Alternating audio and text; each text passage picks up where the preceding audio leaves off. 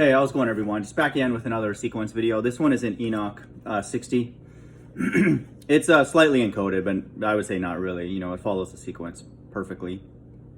Enoch 60, on the 14th day of the month. So right at the beginning, we see a reference to 14 or 144. And the angels, 1,000 thousands and 10,000 times 10,000 were disquieted with a great disquiet. And the head of days sat on the throne of his glory, and the angels of the righteous stood around him. And so this is a reference to Christ returning with the angels to gather his elect. And Michael sent another angel from among the holy ones, and he raised me up. And when he had raised me up, my spirit returned. And so this is a reference to salvation for God's elect. And Michael said unto me, why are you disquieted with such a vision? Until this day lasted, the day of his mercy.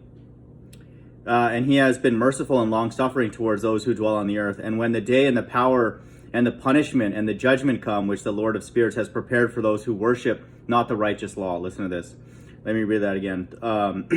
And when the day and the power and the punishment, is in verse 6. Enoch 66. Okay, 60 verse 6, really.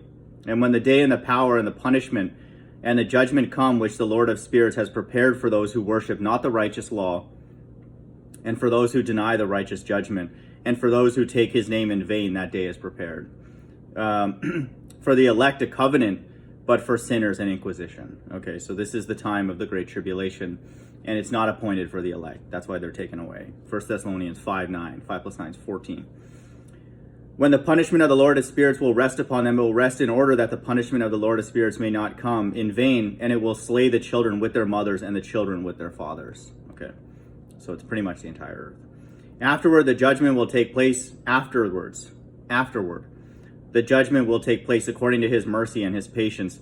And on that day were two monsters parted. And then it goes into something else, but there's a division happening during this time of two manners of people.